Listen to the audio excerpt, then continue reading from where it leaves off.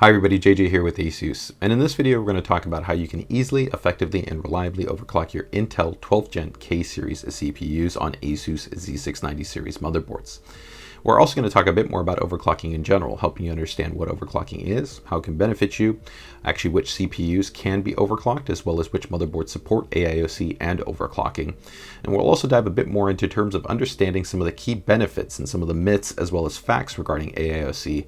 And last but not least, and critically, how to actually stress test and benchmark your system so you have a clear way to be able to compare and contrast a before and after, as well as, of course, how to take advantage or how to enable AiOC on ASUS Z690 series motherboards. So first up, let's talk about which Intel Alder Lake or 12th Gen series CPUs support overclocking. The easiest way to know whether your CPU supports overclocking is whether it features a K designation. So this would be the 12600K, 12700K, or the 12900K. Any one of these three CPUs will support overclocking and will be fully compatible with our ASUS AiOC technology.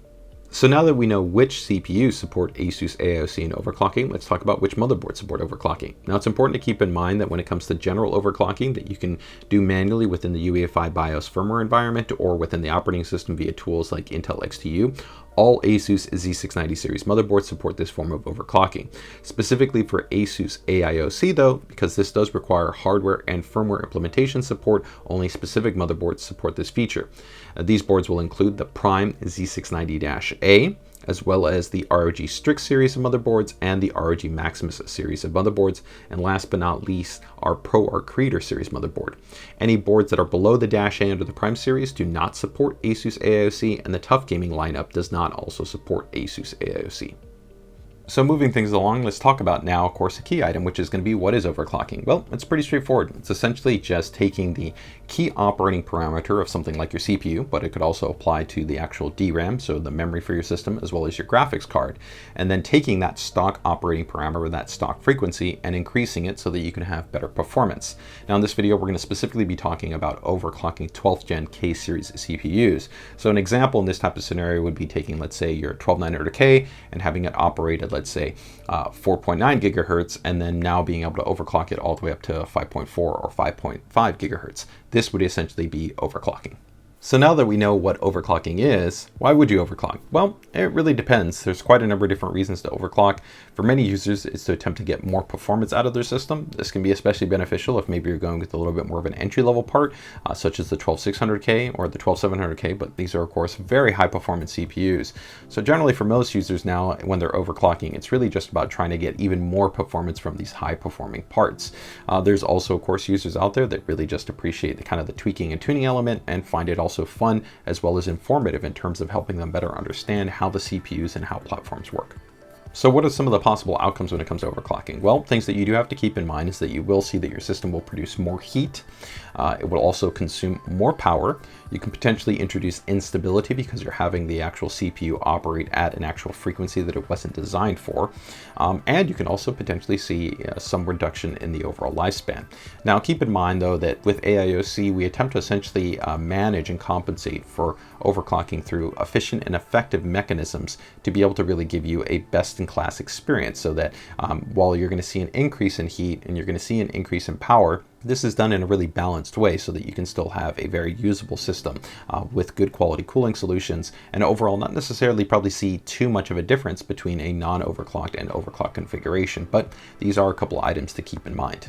So what type of cooler is going to be required if I want to take advantage of ASUS AiOC or overclocking in general? Well, the great thing is that with ASUS AiOC, it's essentially adaptive and responsive to the specific type of CPU cooler that you have installed. So it doesn't actually really matter. Now, of course, to be able to overclock, you do want to have at least a reasonably solid performing CPU cooling solution. So this could be a high performance tower heatsink. It could be an AIO cooler, such as what we have right here in our system next to me with the Ryujin 2 360mm AIO, or of course it could be with some form of custom water cooling loop. The really great thing is that with ASUS AiOC is that it is responsive and it tracks the overall system's CPU cooling performance. And based on that measurement, it will actually adjust the actual CPU overclocking parameters. This is something that actually is not possible when you talk about manual overclocking. So you would have to continually go back and revise the actual tuning parameters to be in alignment with whatever CPU cooling solution you have. So let's go ahead and talk about some of these myths. The first one is going to be that it's software overclocking. This is flat out just wrong.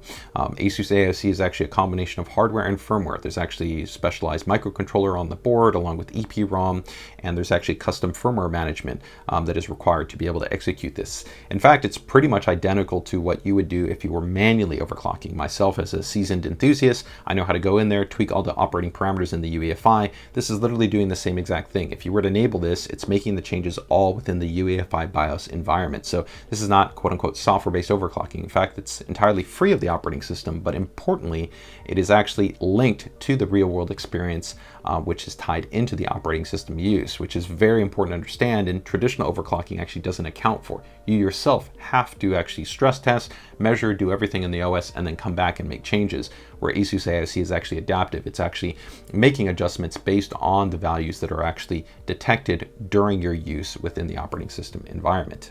Another myth is going to be that ASUS AiOC is probably not efficient or not necessarily effective at really maximizing overclocking headroom.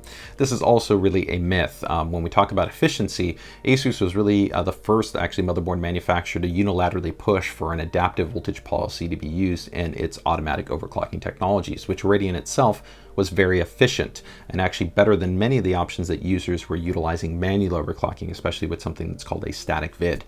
In short, essentially a static vid would mean that the voltage would never drop. It essentially would keep constant like this, which would produce the most heat. It would also produce the highest level of power consumption. With an adaptive voltage, it's actually dynamic. So when your system was under load and when it needed to actually add additional voltage when overclocked, that voltage would be supplied. And then when your system was actually under an idle load, that voltage would come down. And this is actually the way ASUS AiOC works. This is very important because this helps to maximize the overall lifespan of the part and critically only supply the amount of voltage that's needed to reach the actual target values. This is also why you can actually sometimes see higher values than sometimes what some users would think is acceptable, because we're only providing it in very specific scenarios for limited durations of time. And this is due to us having a clear understanding of the way the architecture and the overall platform works. I would also note that we've tested hundreds of CPU samples under different types of configurations, and most users generally have a very limited sample set, maybe one, maybe two CPUs, to be able to extrapolate whether or not they think that the voltage that's being defined is essentially efficient in relation to the actual overclock value that they have. With ASUS AiOC, we closely essentially monitor the amount of voltage that's applied based on the CPU that we detect and some other information to be able to make sure that we're giving you sufficient voltage to be able to ensure stability, but also be very efficient about not providing too much voltage. And you'll actually find that even if you were to compare this to other utilities like Intel's XTU overclocking, that we actually supply less voltage than in that utility. Now, another myth is probably going to be that you can do better, and I would actually struggle to say that this is accurate. In most scenarios, the reality is that most users just don't have the time to really go into really extensively doing the testing or having the extensive knowledge that is required to really be able to fine tune everything. If we talk about essentially early on in the launch, it's very difficult for users to have a clear understanding of what's the effective CPU range, what are safe operating voltages, what are different types of operating parameters for the VRM, and many other configuration aspects. And also even in relation to that, the type of cooling performance that's needed for different types of voltages at different frequencies. All this information has already been compiled by us internally. So in most situations, actually, you'll find that it's far quicker to be able to enable ASUS AiOC and be able to give you a very close to near maximum stable result. And critically, the other important thing to keep in mind is that it could also be used as a baseline. So we could literally get you 95% of the way there. And if you really think that you can maybe eke out a little bit more performance, you don't really have to go about figuring everything out. You could essentially just begin to make subtle modifications to some of the easy parameters that we have within the ASUS AiOC interface to be able to extend or actually maybe even reduce your overclocking depending on your preference. So the last two things that I want to talk about is going to be that ASUS AiOC is not necessarily efficient at maximizing the overclocking that's enabled. And again, I would say that this is not accurate. Many overclockers still sometimes think in a traditionally limited sense when they try to talk about overclocking. They overclock all their cores. And realistically, the best option is actually what's called a per core overclock. This means that actually you would have some cores operate at a higher frequency and other cores operate at a lower frequency. And this is the actual way that we approach overclocking. This gives us the greatest margin of maximizing overclocking headroom, and really also complements the type of use that you have when you're using your system, whether it's going to be from using your web browser to opening up an image editing application to jumping into a game, because of course different applications are loaded differently. Some benefit from less cores but higher frequencies, and some applications benefit from more cores and of course at higher frequencies as well. The last point that I will also make here that isn't necessarily maybe a myth, but it's also a bit misunderstood, is that essentially these are specialized just kind of presets that are put into the motherboard, which is also not necessarily accurate. While there's essentially a database table that is implemented, this is actually based on a lot of adaptive machine learning that we do internally, but it's also specifically aligned with your cooler and with the design of the motherboard. And this is critical because since we have an understanding of the power delivery, the actual auto rules that we've programmed into the firmware, and the overall cooler that we have detected on your system, this helps us to actually bring all that information together to be able to create the ASUS AiOC prediction table and then apply that to your CPU for your end outcome overclock. So lastly, before we get into our guide on how to take advantage of ASUS AiOC, I want to quickly point out that ASUS AiOC does not overclock memory. It does not enable an XMP profile. So we've got XMP DIMMs that are installed here on the system. You would need to go into your UEFI BIOS and enable the XMP profile for the memory. This is not enabled by ASUS AiOC. And now it's also important to keep in mind that I don't usually recommend that you enable both of these at the same time. Now, while you could enter into the UEFI and enable AiOC as well as also enable your XMP profile, we don't generally recommend this because if your system was to have a point of instability, it can be a little bit more difficult to figure out which one is causing you the issue. So you should always do these asynchronously and then stress test and validate your system to make sure everything is working as it should. Okay, so now let's go ahead and jump into how to take advantage of ASUS AiOC. First and foremost, you want to make sure that you've updated the motherboard's UEFI BIOS. This is essentially the operating firmware for the motherboard, and it's critical to be able to ensure that you get the best experience out of ASUS AiOC. So you can either, one, check for a newer UEFI within the ASUS Armory Crate utility if you already have Windows installed, and if you're setting up your system for the first time, make sure to go ahead and download the latest UEFI BIOS version directly from the support website. If you need a guide on how to update the UEFI BIOS, make sure to check out the link in the description below, which gives you a full walkthrough on how to update your motherboard's UEFI BIOS. Now, the second step that once you've completed the update to the UEFI BIOS is going to be pretty straightforward. It's going to be to enter into the UEFI environment, load your defaults, which would be F5 on the keyboard, and then go and enable Intel Force defaults. This is going to help to ensure that the system is adhering essentially to Intel operating default parameters. This is going to be the best for overall system stability, and also will allow us to, once we get into the operating system, to run a performance baseline. This is going to be important for having a baseline in terms of temperatures, potentially power consumption, as well as also system performance. So once we actually get into the operating system, you're going to want to go ahead and install any number of different applications. I'll go ahead and note a few that you might want to consider. Intel XTU is free and will allow you to stress test as well as run a benchmark on your system. Cinebench is also going to be free, which can be used for stress testing and will also give you a performance number.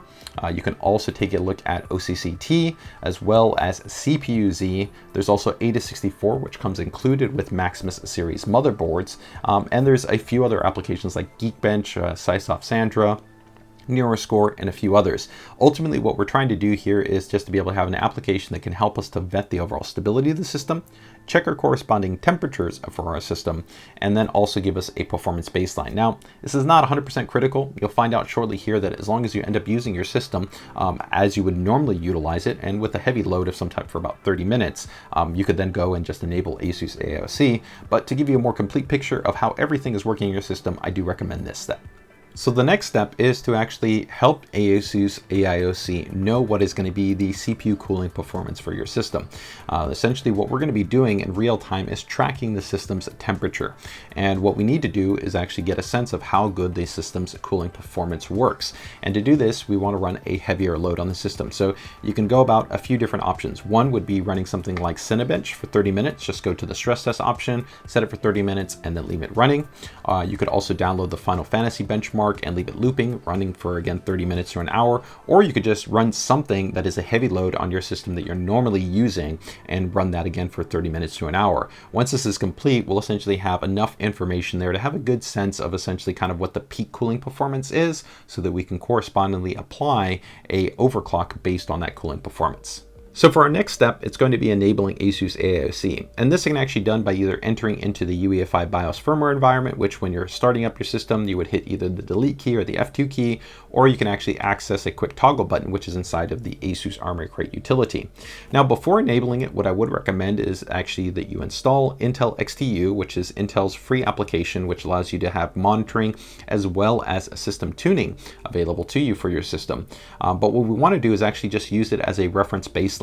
So you can open up the utility, go to the performance tuning section, and before we apply ASUS AiOC, we can actually see all the corresponding values for our system in relation to the CPU frequency at stock. And we can save a screenshot of this, and we can actually then compare this to our system once it actually has ASUS AiOC applied when we reboot it.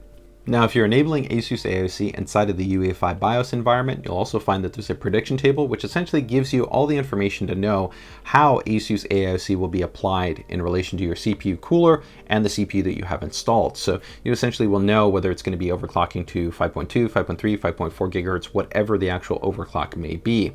And we'll talk a little bit later that if you actually want to make some adjustments, you can actually do that within the UEFI BIOS environment, such as actually setting a target temperature, a voltage cap, as well as a couple of other customization options, which are really nice if you're looking to fine-tune your ASUS AiOC experience. So now that we've enabled ASUS AiOC, our next step is going to be pretty straightforward. We just essentially need to go into the operating system. You can open up Intel XTU and again, go to that performance tuning section and look at the corresponding information that's been displayed. This gives us a clear compare and contrast to know essentially the increase that we've seen in relation to the number of cores and their corresponding frequencies. This is really nice, just being able to give you a clear sense of essentially where you came from stock all the way to your overclock configuration. You can also see full reporting of information such as your CPU frequency within the Armoury Crate utility. So that also does give you information. You can also track CPU temperatures that are also within there as well. Now, I would also recommend, similar to when we did this before we applied ASUS AiOC, that if you want to rerun some of the performance benchmarks, such as let's say Geekbench or Sysoft Sandra or OCCT or Cinebench or any number of the other actual benchmarks that I've linked in the description down below, you can do so to again have that compare and contrast to be able to see that you've actually had a performance uplift from your essentially your base or your stock operating parameter to your overclocked operating parameter. Now, one thing I do want to note that if you do go about stress testing your system when you have ASUS AiOC enabled, that do keep in mind that stress tests are going to produce a different type of load, and essentially they're going to have much more heat than you would have when you're talking about a gaming type configuration. So if let's say I was to jump into Fortnite, Apex Legends, Cyberpunk, Grand Theft Auto, or in the Blind Forest, whatever it might be, any one of those scenarios is essentially going to produce much less heat than you would see if, let's say, you were running a stress test on your system. So many users kind of wonder about, well, what's a safe, effective CPU temperature? In reality, you don't really actually have to worry about this too much. As long as you have a good cooling solution, again, ASUS AiOC will be adapting its actual overclock based on the cooler that we've detected in its overall thermal performance. But generally, you would probably want to keep the overall operating temperature, I'd say, under 90 C. Some users are more critical and they want it to be under 80 C, but again, keep in mind that this would be maybe under a stress test configuration, and you'll generally find the temperatures are going to be much lower when you're just gaming or using your system for general use. So at this point, you essentially have completed enabling ASUS AiOC and taking advantage of ASUS AiOC. So you don't really have to do anything else. ASUS AiOC will continue to actually monitor your system. The great thing about this is that compared to kind of a manual overclock, if your actual system's CPU cooler performance was to change, then the actual CPU overclock would be adjusted. This could potentially maybe be a slight increase, or could actually revert or essentially reduce your overclock if the CPU cooling performance was degraded or went down over time. So this is really kind of one of the key benefits. But for those of you that are essentially looking for a little bit more granularity in tuning, there are a few options that you can keep in mind. If you enter back into the UEFI environment, one, you have the actually ability to adjust what's called the optimism scale. This will essentially kind of define how aggressive or how conservative your overclock is. Essentially keeping it at 100% value is kind of the defaults that we've defined, but if you want to be a little bit more aggressive, you could increase this, and if you want it to be a little bit more conservative, you could go ahead and reduce this. Similarly, if you actually want to define a voltage cap, so essentially the maximum overclock that can be reached but within a certain target voltage, you could define that. And if you also wanted to define a temperature cap, so essentially have the overclock align with the maximum temperature, you can also go ahead and define that. So these parameters are available within the UEFI environment to help you to further customize the ASUS AiOC experience. And for manual tweakers and tuners, you can of course go and customize any one of the values after ASUS AiOC has been enabled and even save your own profile. So there's a lot of flexibility for those of you that want to continue to fine-tune the overclocking experience.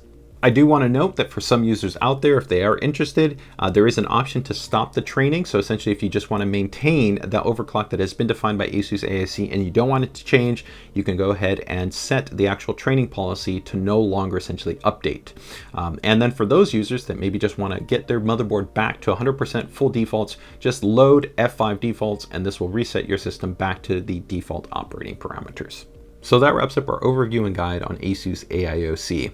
Hopefully you've seen that really this is going to be a simple, easy, but robust way to be able to overclock your system specific to your CPU, your cooling solution, and your motherboard. And if you're really looking to be able to just get a better experience from all the hardware that you have, and by adopting an ASUS Z690 series motherboard, ASUS AiOC really is going to be an outstanding feature to take advantage of. If you have any questions, comments, or feedback, feel free to go ahead and drop them in the comment section down below. You can also join us in our ASUS PC.Y Facebook group, which is also linked in the description down below. So with that, take care, take it easy, enjoy the rest of your day, and best of luck with your build, and hashtag more megahertz.